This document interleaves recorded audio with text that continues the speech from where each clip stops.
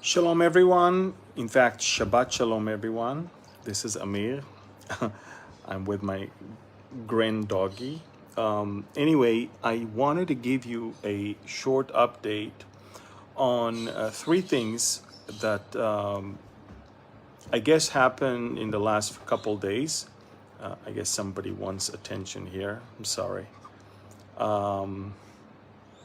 Anyway, try to ignore Snoopy.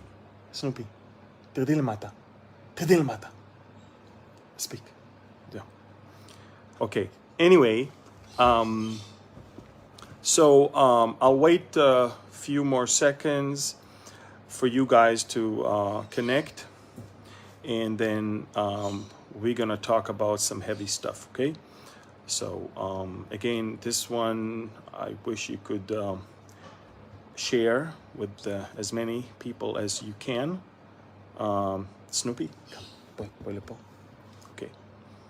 So, again, shalom everyone. Shabbat shalom from Galilee, from Israel. This is Amir Tsarfati.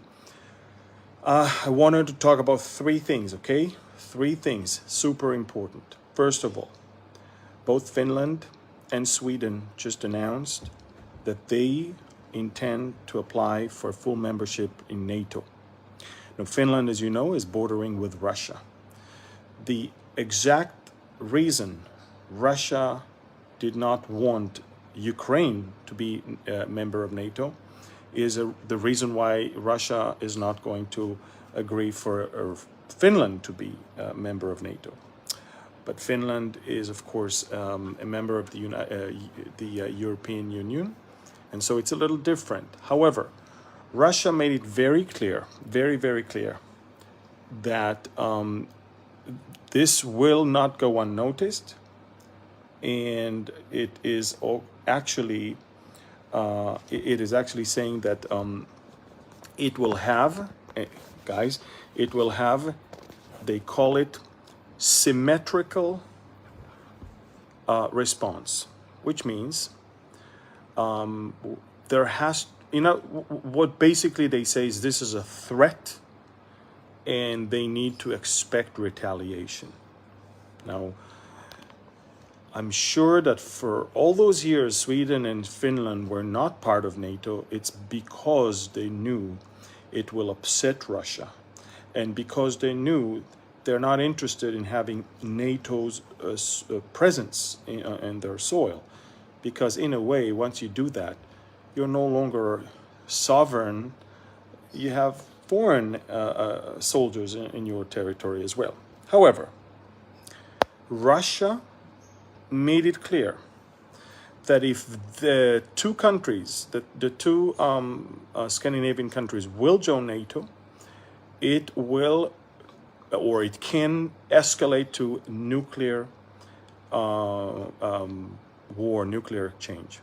This is exactly why on May 9th, on the day that they marched in the streets of Moscow to mark the victory over the Nazis, they rolled on the streets their newest missiles capable of carrying nuclear warheads. That was a message. We intend to use it if we need to. That's number one. So we're talking about Russia. That's number one. Number two, listen to this now. Rafael Grossi, the head of the International Atomic Energy Agency, the IAEI, just came back from Tehran. And the news is this. Iran has enough uranium that is enriched to 60%. Listen to this, guys, it's very important. Enough uranium that is already enriched to 60%, that literally, if they take all that they have now and they put it in cascades with centrifuges that will work very, very fast, within 1 week, listen to me, within 1 week, Iran will have enough kilograms of 90% weapon-graded uranium for at least one bomb. What I'm trying to say is this. Iran is technically 1 week away from its bomb. Now let me explain what happened. The Iranians are watching what is going on in the Ukraine. They're also watching what's going on with North Korea and with China. The Iranians understand that the best way to preserve their regime is to already have at least one nuclear bomb, and then nobody will mess up with them. The Iranians understand that had Ukraine not gave up its nuclear weapon, Russia would have never invaded right now. The Iranians understand that nuclear weapon is not necessarily to use it tomorrow, but it's their insurance policy that nobody will mess up with them or try to topple their regime. So Iran is 1 week away from nuclear bomb. I don't even know if you really get it. Russia threatens to use nukes. Iran is a week away from nuclear weapons. And if you follow me on Telegram, and I try to tell people to do that, but then I'm not sure why they don't.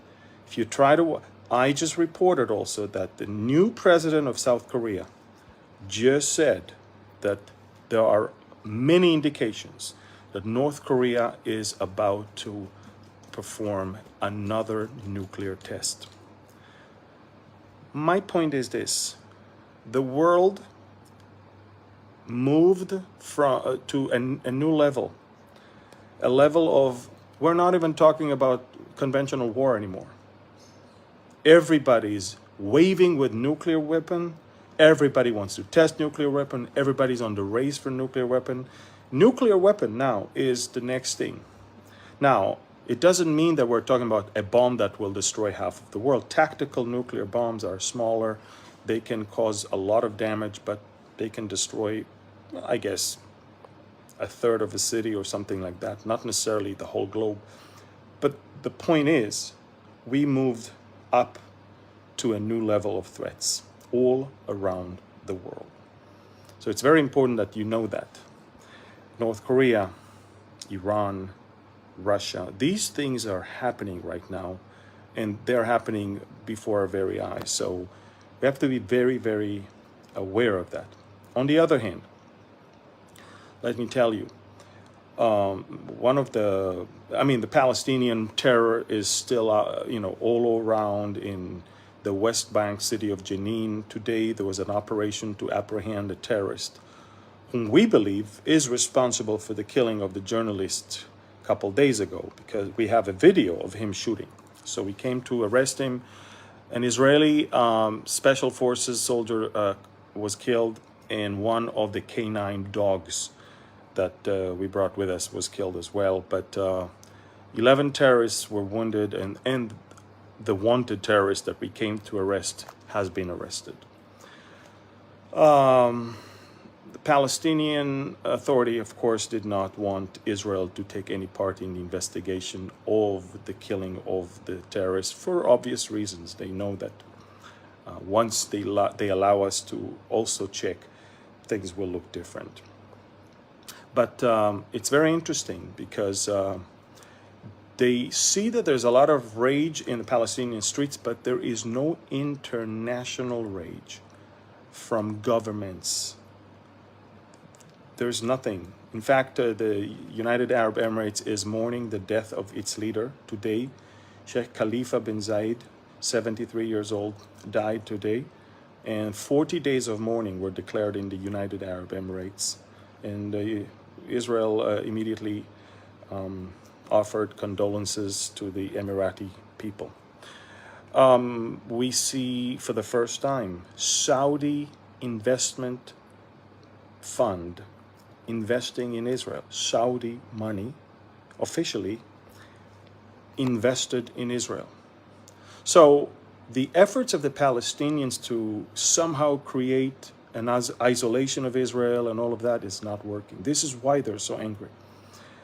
People are not buying. In fact, the opening speech in the British Parliament, Prince Charles, who for the first time replaced the Queen in the speech, first time ever, I think, since she became Queen Elizabeth was not there giving a speech at the open session of the UK Parliament. And Prince Charles, in his 10 minutes long speech, also mentioned that UK will not allow activity of boycott, dissect, and sanction against Israel. The international United Nations definition of anti-Semitism is also whoever is anti-Israel is anti-Semitic, because we're the Jewish nation. You cannot hide behind, I can hate Israel and hurt Israel and yet still not be counted as an anti-Semite. A lot of Palestinian, organizations are very, very angry right now because they're getting dried for money. The EU stopped funding the Palestinian Authority because of the incitement in their textbooks and the corruption in their government. US, under Trump, stopped funding the Palestinian Authority because of the Taylor Force bill that was passed. As long as the Palestinian government funds or pays stipends to terrorist families, US will not give them a dime. And Arab countries stop funding the Palestinian Authority because they see how corrupt they are as well. So, believe it or not, the only one that is funding the PA right now is the government of Israel. We're basically collecting their taxes and giving them billions of dollars every month. And that's what keeps them surviving, which is very, very, I don't know what to say about this government. Again, it's beyond me. But what I can tell you, folks, is that, so we're watching something very, very interesting. Oh, one last thing I forgot. Remember we started with Finland and Sweden? Guess who is against it? If you follow me on Telegram, you already know. Guess who is against it? Erdogan. Erdogan said today Turkey is not in agreement with it. Why is it so important? First of all, everybody's like, why would he say that? Well, he would say that if he wants to pay back a favor to Putin. But he would also say that because if one NATO member is not for this new members to join, then they cannot join. The Charter of NATO requires a complete unanimous vote or to accept it. And Turkey is the second largest military of NATO. And if they are not going to allow it, it won't happen. So you have the threat of nukes from Russia. You've got this alliance of Turkey and Russia that surprises NATO. You got Iran a week away from a bomb. And you've got the Sunni Arab world actually on our side investing in Israel. And the Palestinians' attempt to burn the area and to get some attention is just failing. We stepped up to a new level of threats in this world. We stepped up to a new level of warfare in this world. And I want to tell you folks, I'm not here to scare anyone because, believers should not be scared anyway. If anyone, non-believers should be very scared, not just from nukes, but from all the great tribulation that is about to come. But I want to tell you folks, I encourage all of you to read 2 Corinthians chapter 5 today and read it very, very carefully, okay? Last thing I want to say, I want to thank all of you who got the book, Revealing Revelation. Many of you already finished it. Yesterday, we got amazing news that it got to number 1 in the Wall Street Journal bestsellers list, number 2 in Publishers Weekly bestseller list, and number 5 in USA Today bestsellers list. These are secular bestseller lists. This book is the first Bible prophecy, pure Bible that reaches three lists, the top lists of bestsellers, and these are all secular. Why is it so important? Because a lot of people wants to buy books that are on the bestsellers list. And these are non-believers necessarily, and they want to see, why is this a bestseller?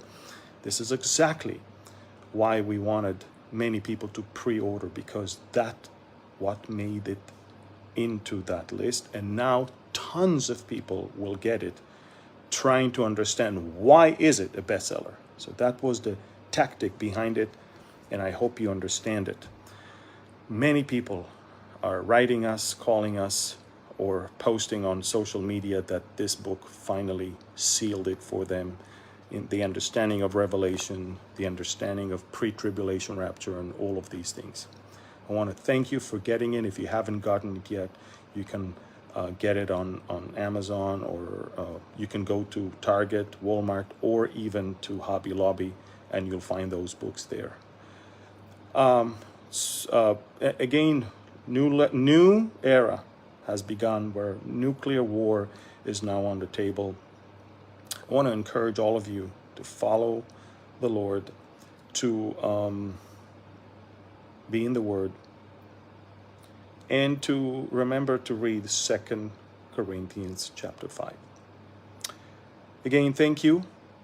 God bless you. Please share this video with as many people.